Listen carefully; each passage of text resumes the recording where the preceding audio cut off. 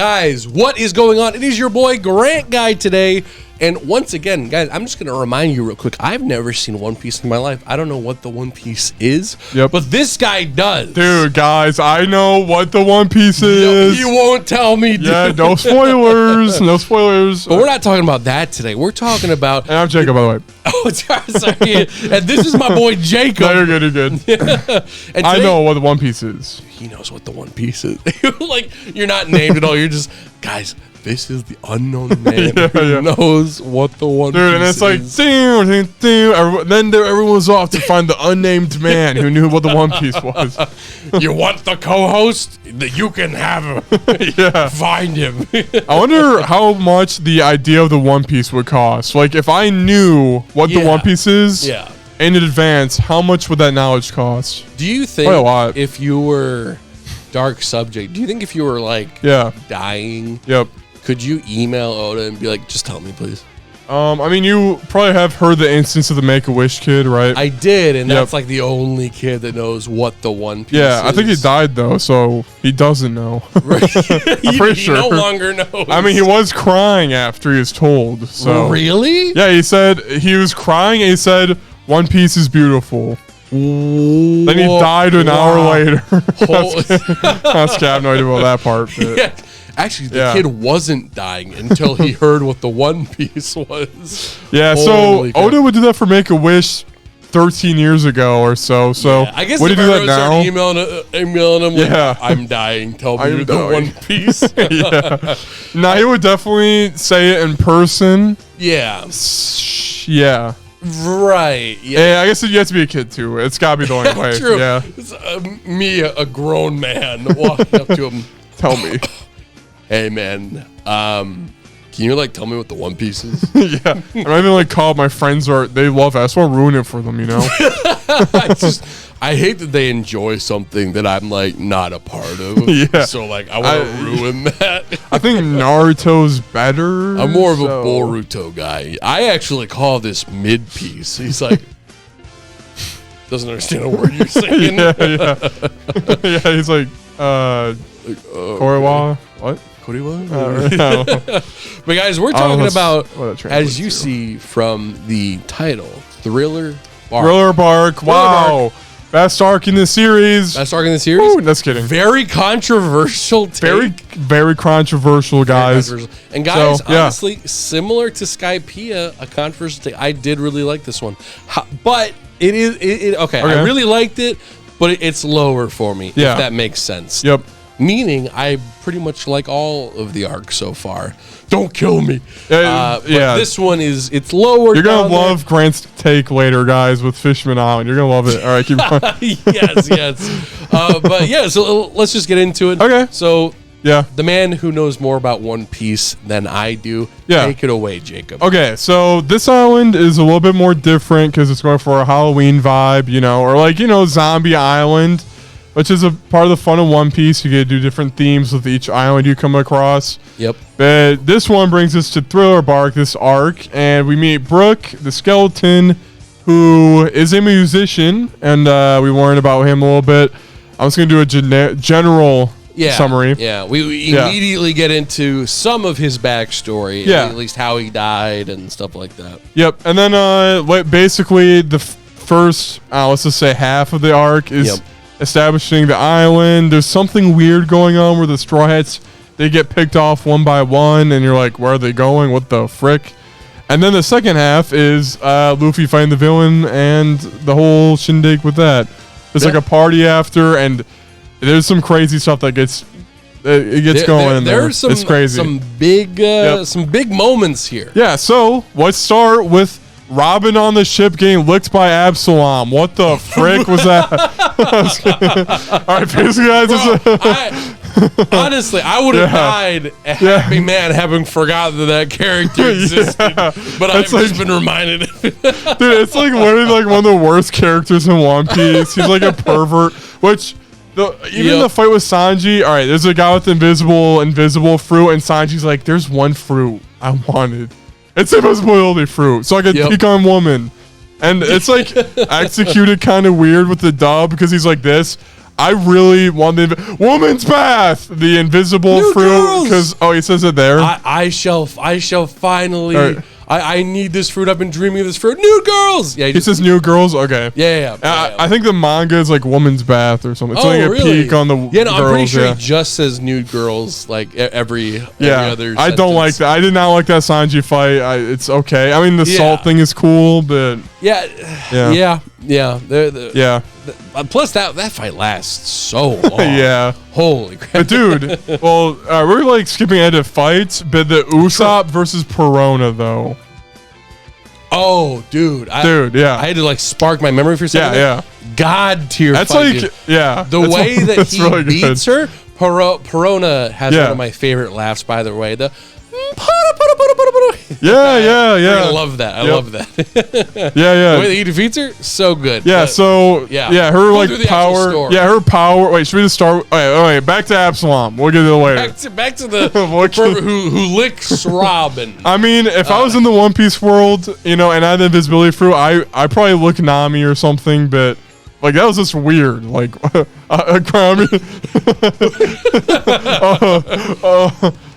a minute.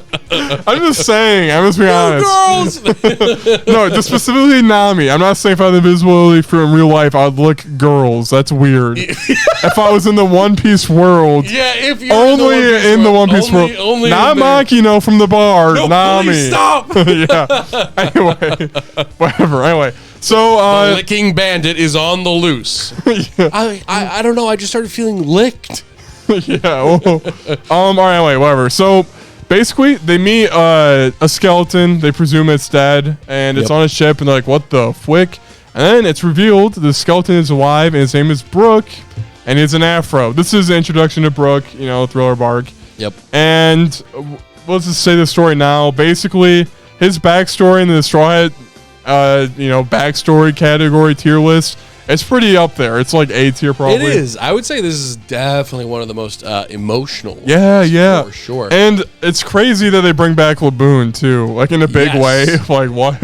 Yeah, dude, seriously. Yeah. So as you guys remember, for Reverse Mountain, we had a whale.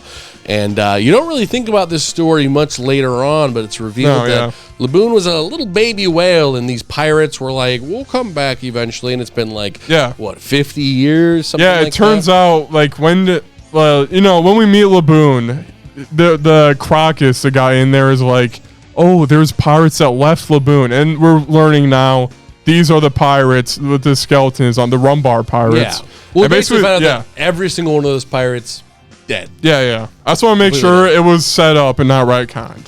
The Laboon backstory. Is it set up, guys? I swear. It's probably retconned, honestly. I don't know. Yeah, probably. It probably bit. So. Yep. I keep going. Sorry to interrupt. Yeah.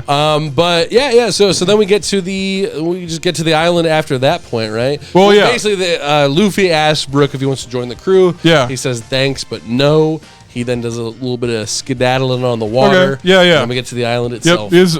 Brook can like walk in water. He's white. Yeah. Anyway, we'll just cover the backstory for Brook. It's like the Rumbar pirates. They promised they'd meet Laboon again, but then eventually they all get poisoned. Was it poisoned or a disease? No, it was like a disease. Oh, it was the same thing that Nami got. Oh, really? But she got it cured. Yep. So basically, the whole theme is they're gonna do like one more party. Whoa, it's gonna be lit. Yeah. And then they're all singing Bink Sake, like really good song. It's in the live action One Piece. Yes. And it's like they're like one by one falling, and it's like super sad. And this is at the end of the arc, but like Brook is like thinking back on that. He's crying, playing the piano with his current friends. Dude, it's so sad because it goes from like here we are, a quartet. Yeah. One guy drops. Yeah, he's like trio. Then it's a trio. Then it drops. Duo. A duo. Yeah. Yo. Yeah. It's like, no. So that's Brook's whole thing, and Brook has this one joke where he's like, "Oh, can I see your panties?" And it gets old. That is the very consistent joke. Yep. There was only, I think there was one time where I did have a laugh at it, and it was when in Fishman Island, kind of fast forwarding a bit, he talks to like the mermaid, and he's like, "Can I see your panties?" And they're like, "How would that work?" And then it just cuts to a different scene. I was like, How would it work? Yeah, how would it work? Yeah. Holy.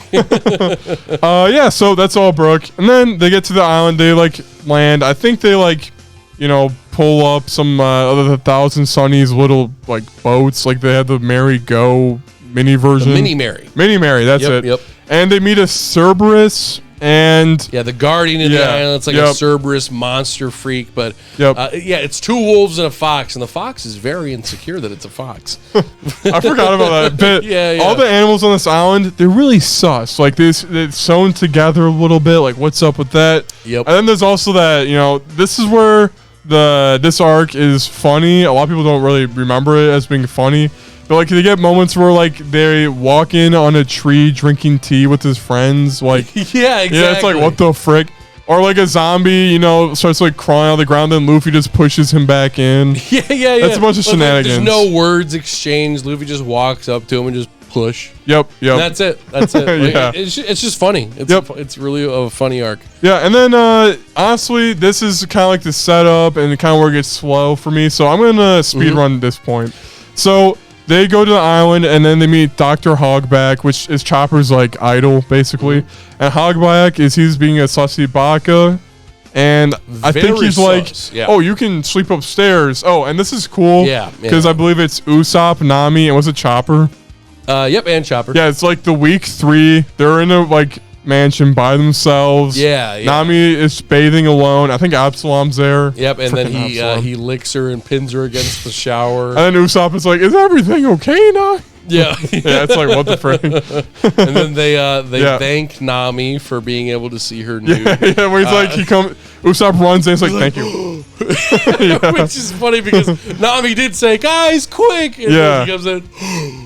So, to Usopp's, to his point, he was invited. Yep. So, all right. But, so they were supposed to, what, was Hogback like, hey, come back for supper and we'll talk? No, he really just kind of, he fucks off. He leaves. Like, he isn't even. Well, he was like, don't go into this room. And then they kind of just end up in the room after like running around. Yeah. So then we realize there's a 7 warlord of the sea here, Gecko Moria. And he's like Kingdom Hearts shoes times 10.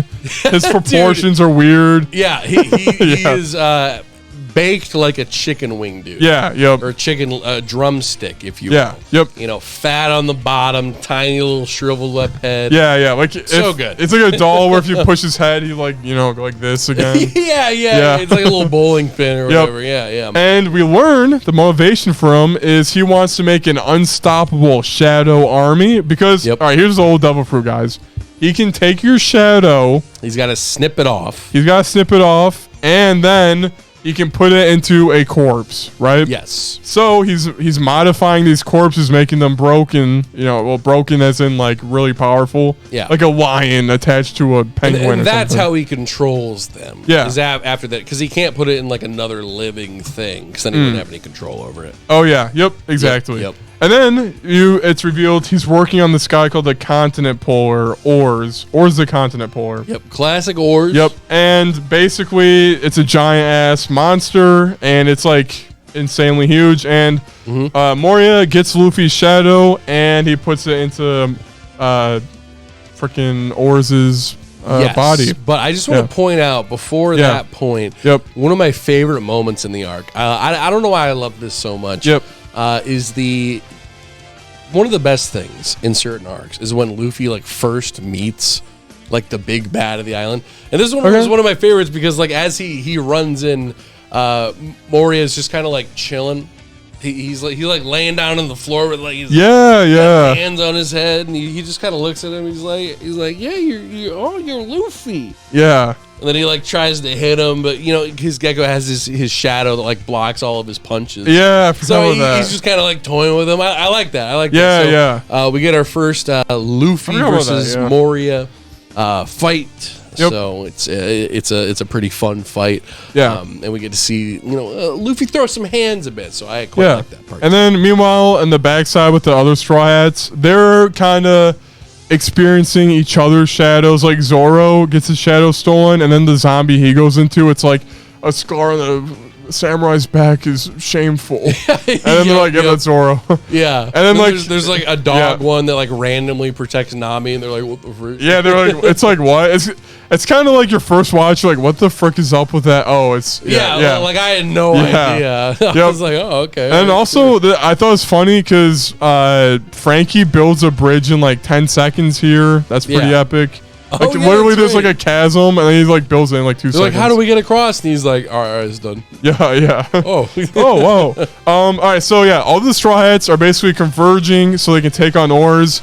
But first, Moria's crew needs to be taken out. So we get Sanji versus Absalom. I think Absalom kidnaps Nami, does a whole marriage thing. Yeah, he wants to get married, and then Sanji says, Yep. And then it's a very long fight in between. Like really a long fight, really. This fight lasts until Luffy as Oars, like, breaks up the place. Okay. That's when the fight ends. Dang. I just picture him doing the salt thing and then kicking. And then that's probably...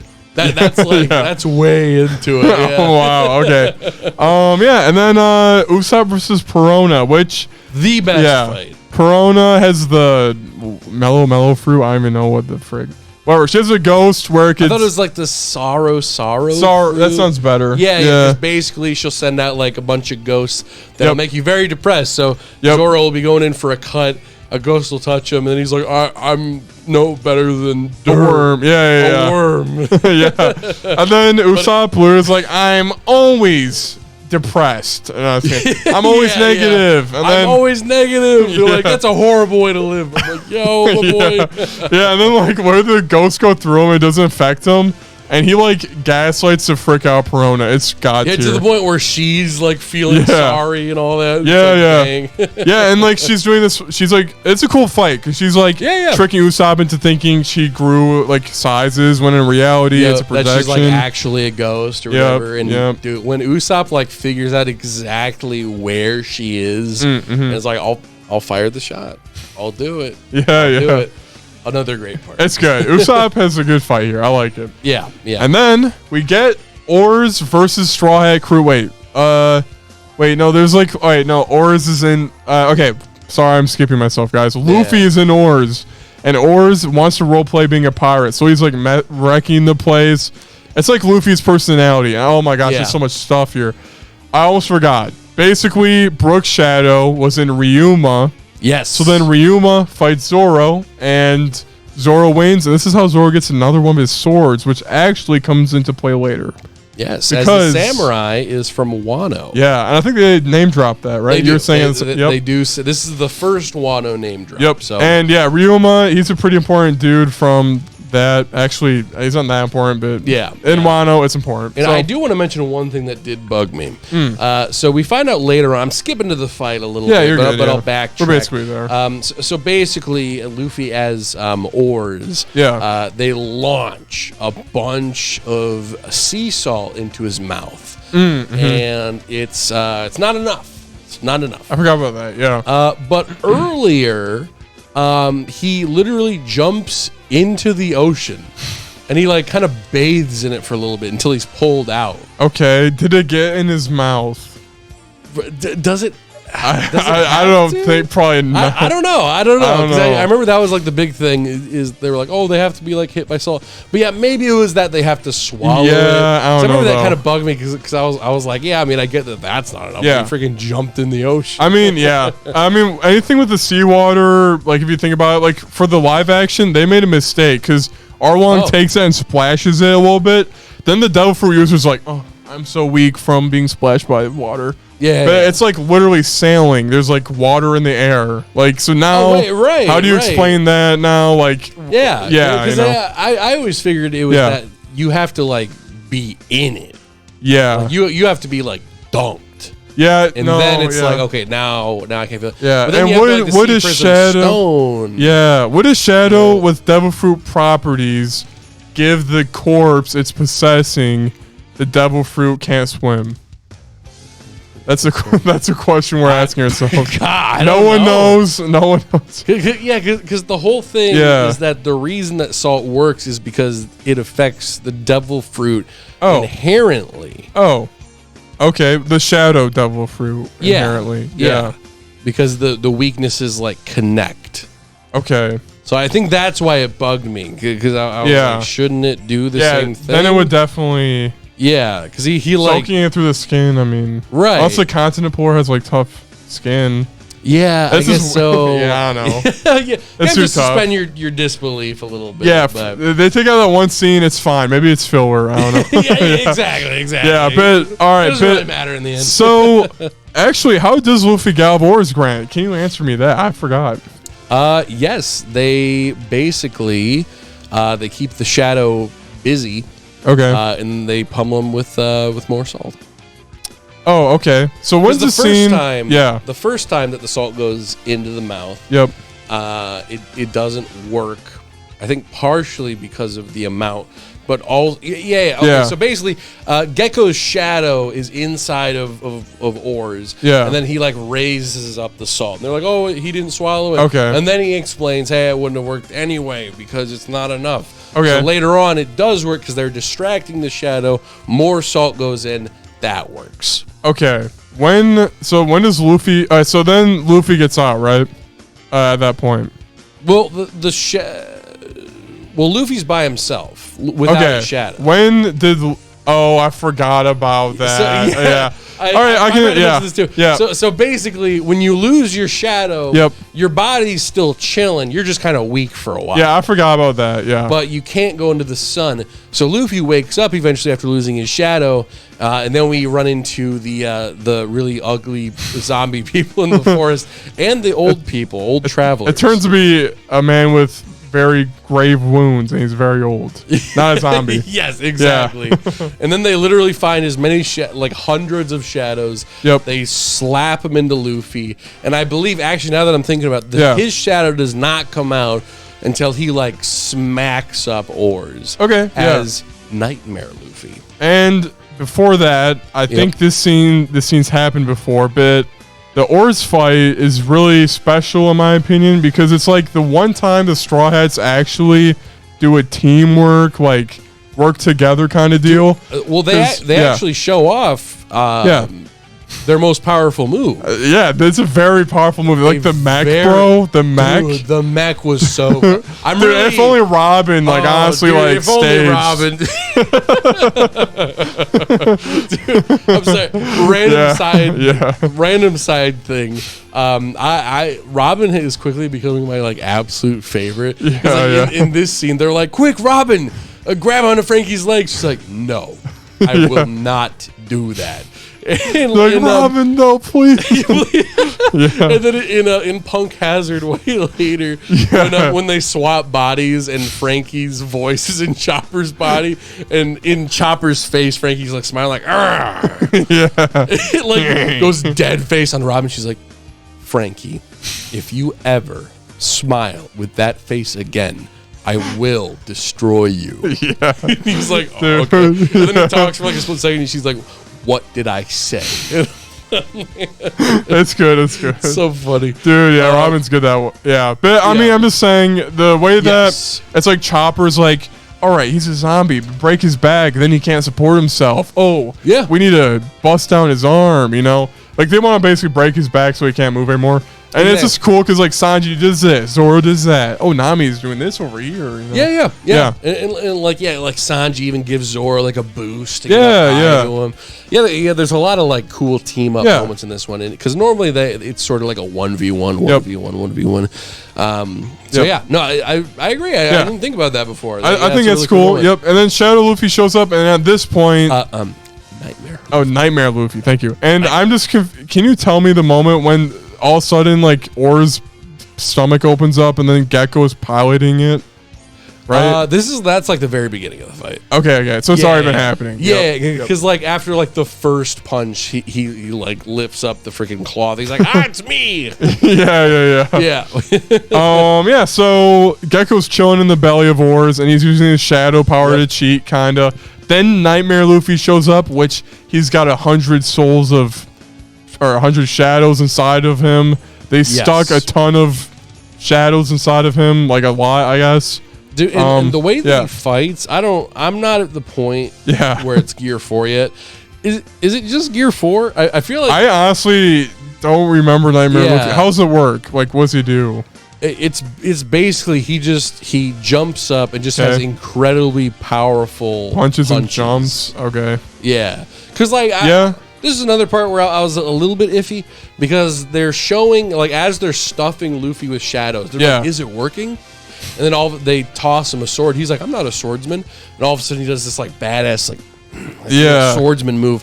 And then during the Nightmare Luffy fight, he doesn't use a sword. Oh wait, doesn't he have a sword strapped to his back though? Yeah, he has like a sword strapped to his back. He just that. punches. I'm like, wait a minute. Yeah, the Nightmare Luffy's weird because he's blue as well. It's like, what? Yeah. Okay. But the Gear 4 though. Yeah. I don't think it's like Gear 4 because he pressurizes the punches in Gear 4 by like compressing his arm. And this one, I'm pretty sure this goes like this, like that, right? Yeah. That is true. So, that is true. Different techniques. But he is basically just a stronger.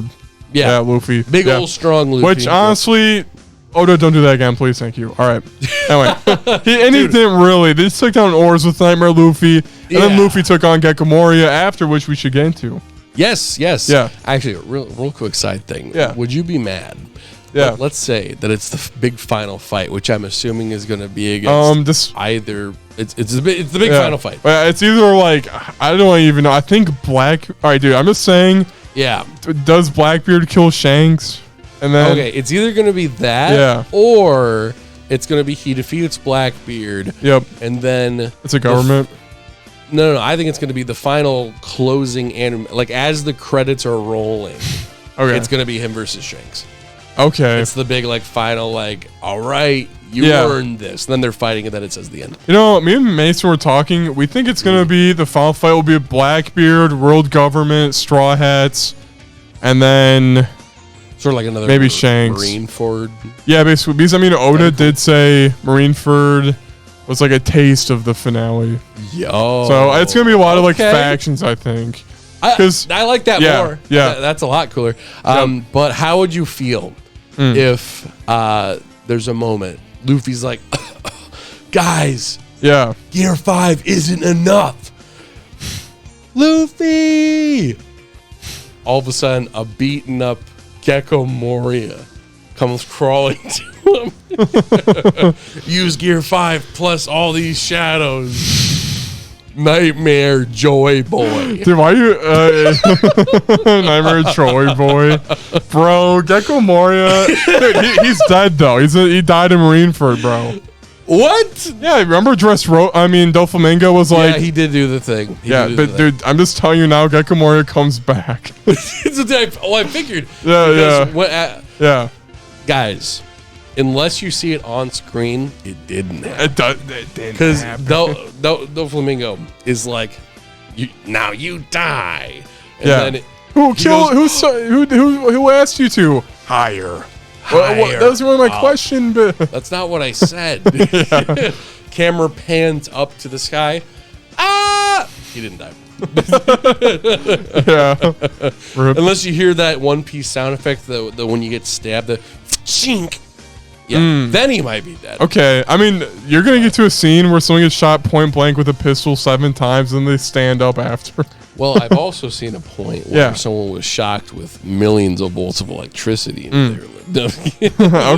Skype dead. I thought it would be like Luffy and... Yeah, but it's dad. Yeah, Luffy, I can... That's fine. Dude, but I'm just saying, Grant, I know I can't really spoil the manga, but let's just say Absalom and Gecko Moria might actually have been killed off later. Unironically, Absalom was freaking killed, bro. Because after the time skip, people do die. It just takes a second. No, that's cool. That's cool to bring the stakes up. But yes, the Gecko Moria versus Luffy, big finale fight. Yeah, my boy Gecko. He's inflation. But during this moment, all right. By the way, guys, there's this whole time aspect to it with the sun being raising up. While Luffy's shadow is gone, these guys are gonna get burned by the sun. Yep. And also when all right, that moment does happen to tickle your balls a little bit. I can't even talk. but like they just like stand still while the sun's because they're like, no, I trust in Luffy, and I'm like, I respect. Yeah. So I'm not gonna move. I don't respect that. It's like, he could back up a little. Yeah. And this whole take a few steps back. Dude, I would like kind of lie down, maybe. I don't know. Right, on a rock. There's a rock over there. But during this final fight, there's something going on in the back where Kuma, this one panda bear warlord, another warlord shows up. Yep. And then he's like, "Hey, Perona," and she's like, "Hey," and he's like, "Where would you like to go?" And it's like, she's like, "Somewhere dark and where there's a bunch of ghosts everywhere." And it's like, all right. He touches her and she's gone. It's like, where did she go? Like, I honestly thought like he was like disappearing. I don't know, like he's killing them. I thought. That's what I thought. Yeah. I was like, holy frick. Yeah. Yep. So anyway, he's there in the back. So we got Luffy versus Gecko Moria.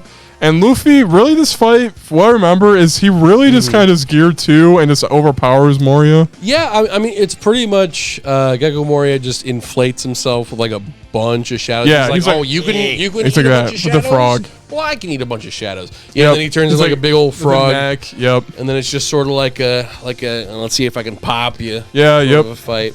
Bops him a few times. Every time he bops him, a couple shadows come out. Eventually he can't handle it. Blows up. Yeah, and I always remember this fight as a fight where, like, I don't know, they always say this comment after where they're like, Luffy, your fighting style really looks unhealthy. Are you okay, bro? And he's like, I'm not worried about it. Like, I'm always like, this is a fight where, like, he uses gear 2, like, 7 times or something. It just seems like... right. Oh, okay. Here's the part that's whatever. Kuma, he shows up. He takes all Luffy's pain, and then that's where I'm going, oh, wow, Luffy does go through a lot in these fights, Yeah. So basically, Moria's dead. He's saved, or the whole Thriller Bark is saved. Yep. And then Kuma shows up during nighttime when they're all sleeping.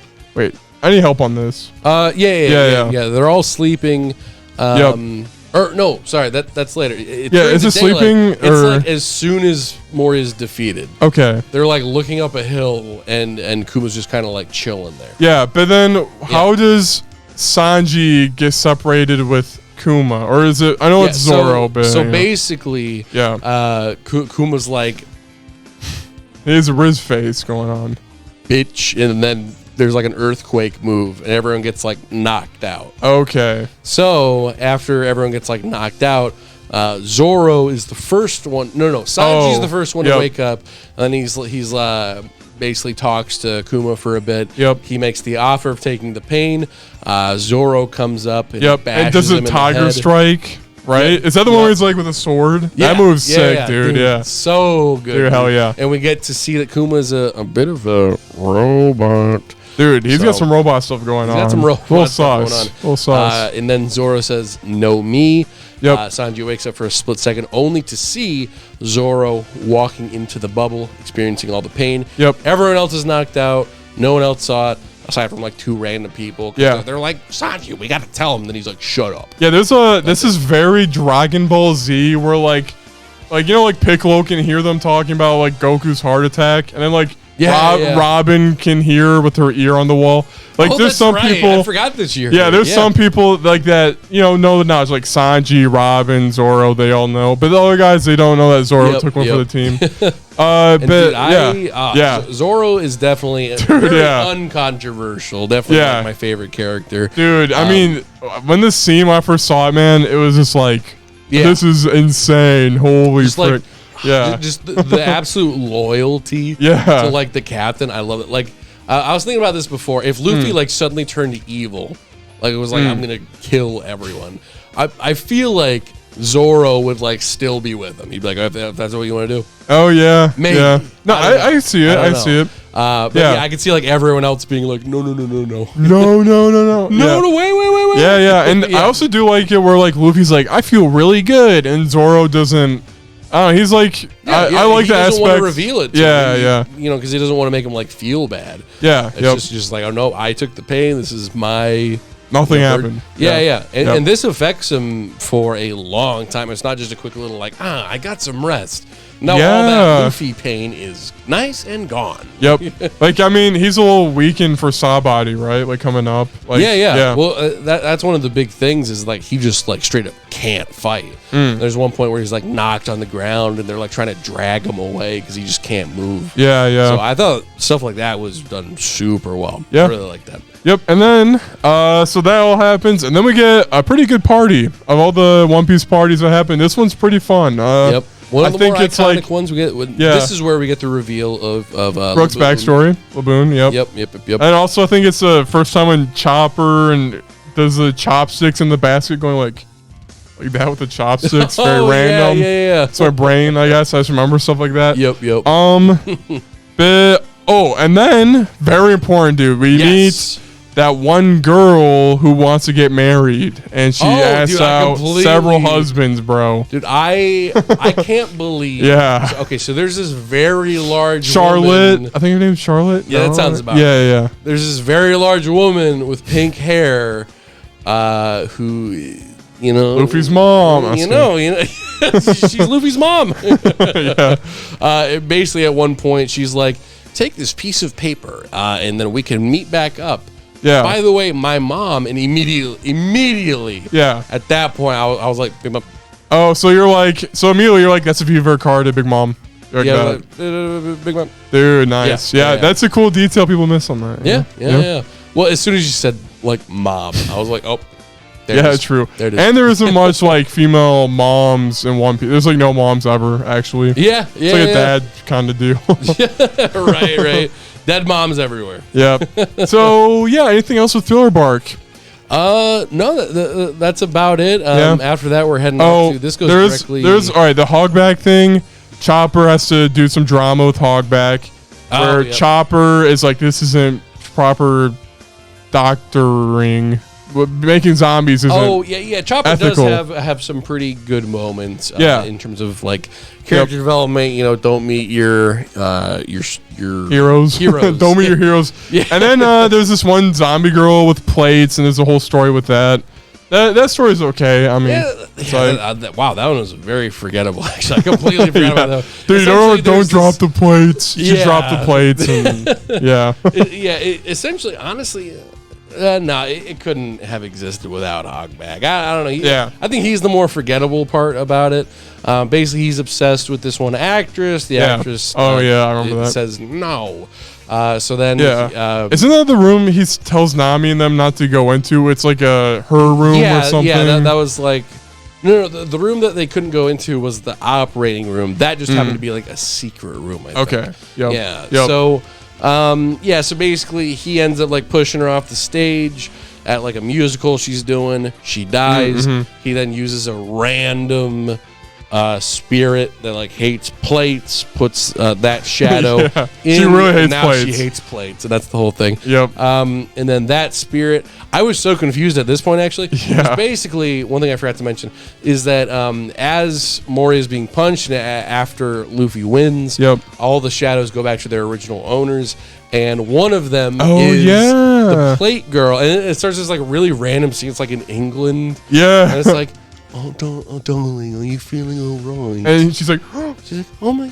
Oh, because she can see her reflection or something? Yeah, she can see her reflection. Yeah. And I was like, what? So she's been inside that house for forever. Yeah, like she mentions like, I was not able to leave. Oh, is that all right? Okay.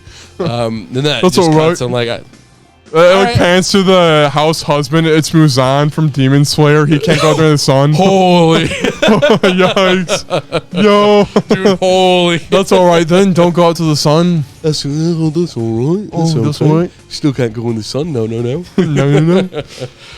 But that's about it for Thriller Bark. Overall, I enjoyed this one. I thought it was pretty good. Like you said, I liked all the teamwork stuff. Yeah, I think the art style for this arc as well. It's a very fun, good art style. It's like peak One Piece. Yeah, very very clean. The colors pop a lot. Yep. There's a lot of really good character moments here. Essentially everyone but Sanji. The wedding thing.